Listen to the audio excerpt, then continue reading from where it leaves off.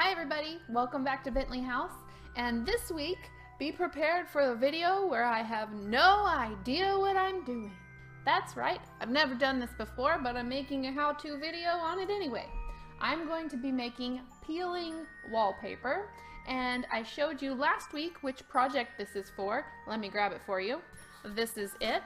It is an abandoned coffee shop, and if you missed that video, I'll link it above right now. You can also find the link for it below if you want to catch up on that after this video.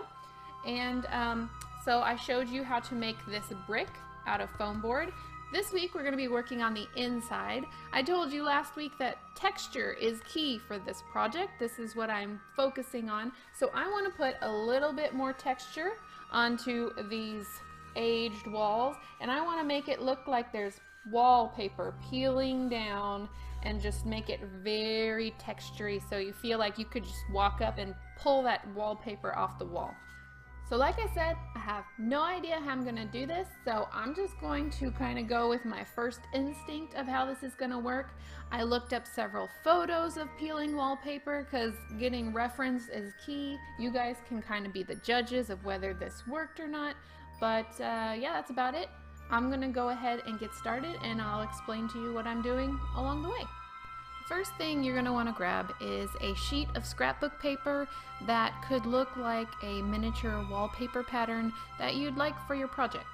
And another important thing to note is that it has some way to easily know that you've cut a straight line, and an easy way to know if you can match up the pattern on the wall.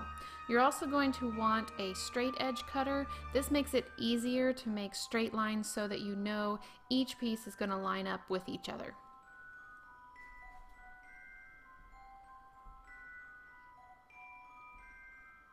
After that, you're going to want to mix up some miniature wallpaper paste.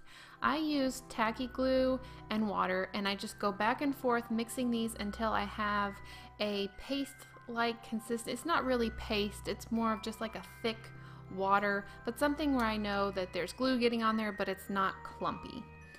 After that, I'm going to add just a drop of yellow and a drop of brown. This is because I'm doing an aged wallpaper look, and at that point, wallpaper, if it had been sitting out for a while, the paste would be a gross color.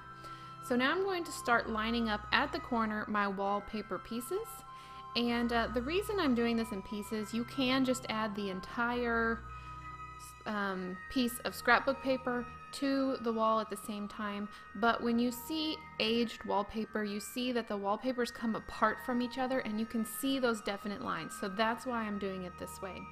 Next, you want to dip it into the wallpaper paste. You want to make sure that it is good and wet, because when I go through this, I'm going to start pulling and tearing at it as I go, and if the wallpaper is not very wet, it's not that easy to tear and make it look aged. So what I'm using is a little pointed, it looks like a dental tool, like one of those scrapey things, they scrape your teeth. You can use an X-Acto knife, a needle, something with a sharp edge that will pull at the paper. But I'm using it as I go along to pull at the edges of the strips of paper to kind of create tears in the middle of the paper. And this has just been, it turns out to be a pretty easy process, just to scratch the surface of the paper to make it look like it has been, the weather has been wearing away at it over time. I'm also going to flip over the top of the paper as if it has come unglued from the wall and just flipped down. I see that a lot in my reference photos, that the paper is just kind of flipped down over itself, and so that's another easy way to make this look a little bit more realistic.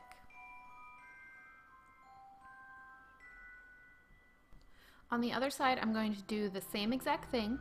The only difference in this wall is that it has the window opening, and this isn't too difficult because if this were a real abandoned building, the openings would be where the wallpaper would be messed up the most, because that's where the moisture would come in.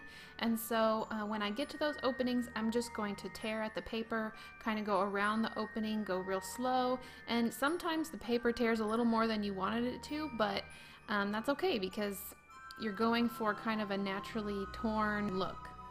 This isn't a super hard process, but it does take some concentration. I highly suggest looking up those references and seeing how the wallpaper does react in nature.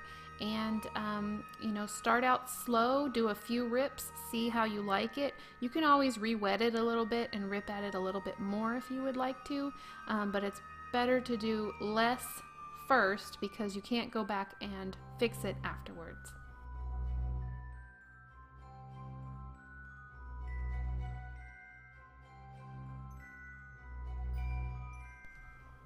After you have all the pieces on the wall, you want to let that dry before you age it.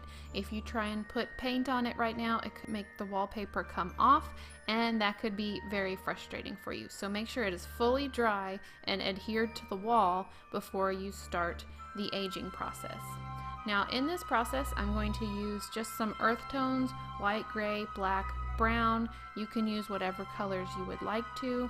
I'll probably at some later time add green, so it looked like moss that was growing into the project. But I'm going to put those paints in my palette, add some water, mix those around, and then I'm just going to start using my eye and putting the paint and the age where I feel like it needs to be.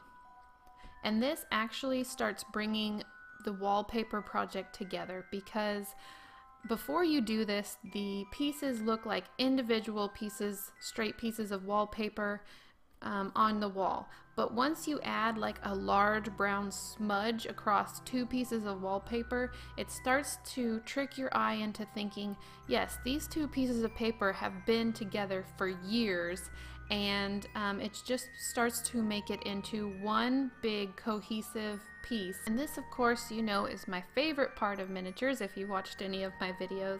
But again, I suggest that you start with less. You can always add more, but it's hard to take it away if you put too much on. And also, the paper sucks up that paint and water really quickly, so it's very easy to put too much on, as I found. You probably saw me dabbing it off with the paper towel. So start light.